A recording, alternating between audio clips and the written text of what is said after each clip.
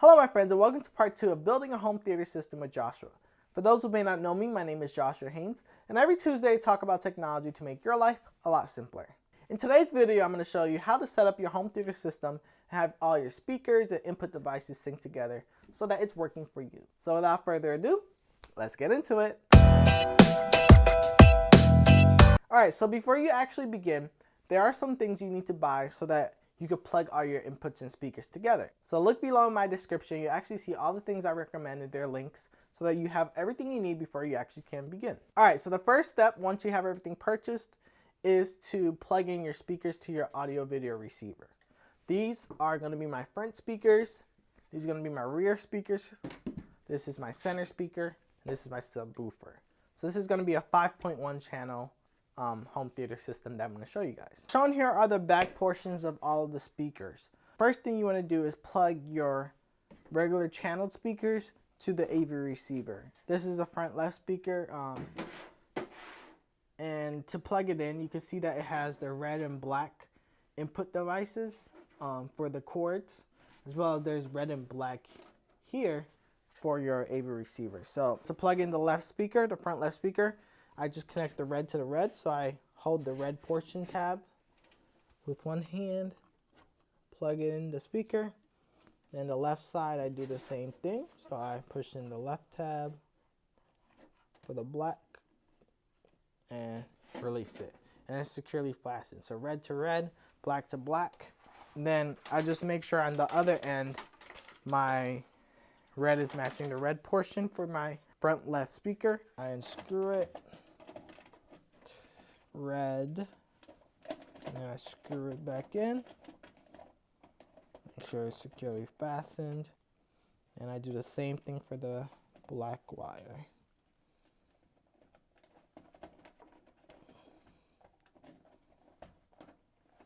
Like so. And I literally just follow suit. So I would do it for my front right speaker, my center channel speaker, as well as my rear speakers. And if I'm doing a 5.1 channel setup, I would use the surround sound for this right here. This does 7.1 channel, so I would use this one for surround sound for my rears. If I was doing a 7.1, I would do this for the middle, and then these two speakers for the 7.1 channel speaker setup. So once I connect all of these 5 speakers to my AV receiver, I would then next connect my subwoofer, which is this speaker right here. Now the subwoofer is connected using one cable that's a male-to-male RCA cord. Depending on the size of the room, again, I recommend you to have at least a minimum 6-foot male-to-male cable so that your subwoofer doesn't have to be too close to your receiver, but it's in a good location. So now I'm going to plug my subwoofer using the male-to-male RCA cable to the receiver.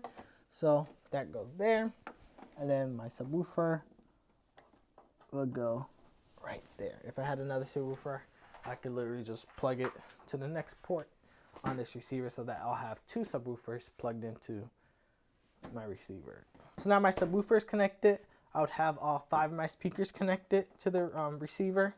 Next step is to plug in all of your input devices. So in general, people will have their TV audio able to sync to their AV receiver as a bare minimum. They'll also have like a DVD player connected to it, as well as like a PS4 or some type of gaming device connected to it. So that's about 3 different things that you're going to be connecting to it. And I specifically like to have my Bluetooth connected to it as well, so I can play music using my phone or any device. So I'm going to show you how to do that as well. So to connect your TV audio to your AV receiver, I will use this male-to-male RCA cable to aux. So I'll literally find the TV and the audio portion of the AV receiver, plug the red to the red, the white to the white, and then this input will actually go to the back of the TV so that the audio out can actually be sent to the AV receiver.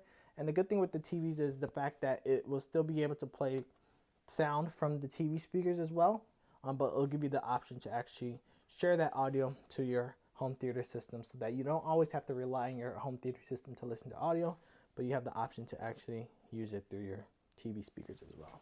So I'll plug this into my TV, and if your TV doesn't have this and it has the red and white cable as well, there are cords that have both the red and white, then to the red and white, so that your audio is being sent to the AV receiver, but it can also be sent using these as well.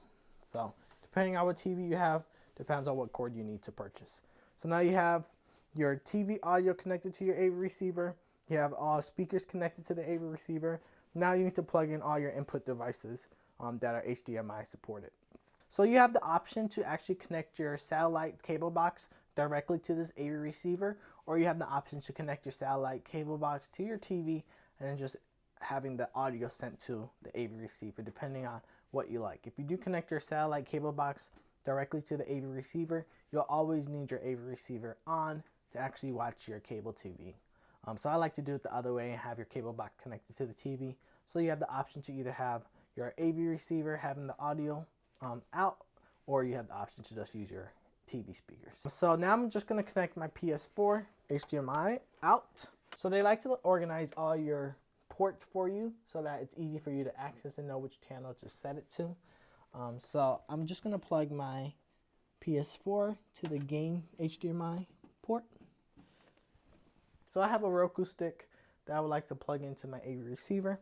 I have the option to either plug it into my Blu-ray DVD player, or I'm going to plug it into my video too.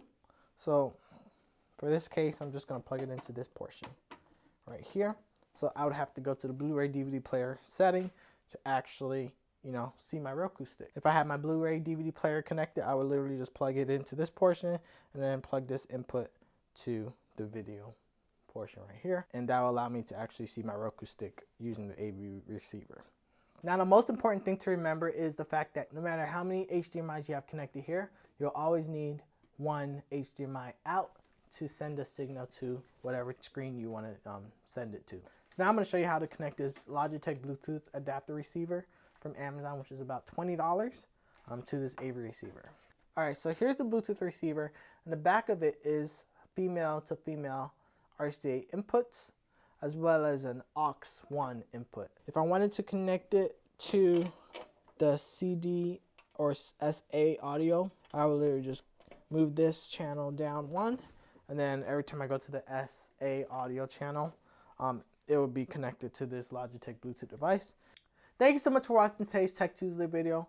I hope today's video gives you some great insight on how to set up your home theater system, how to connect your speakers and your HDMI input devices to your AV channel receiver. Also, let me know if you have any specific questions that you want me to cover. I'm more than willing to make a third follow-up video regarding anything that I spoke about in these two videos. So let me know. Feel free to follow me on all social media platforms at TheJoshuaHaynes. And feel free to like, comment, and subscribe to my YouTube channel if you like the content that I push out every week. Thank you so much, and I look forward to seeing you next week on Tech Tuesday. See you later.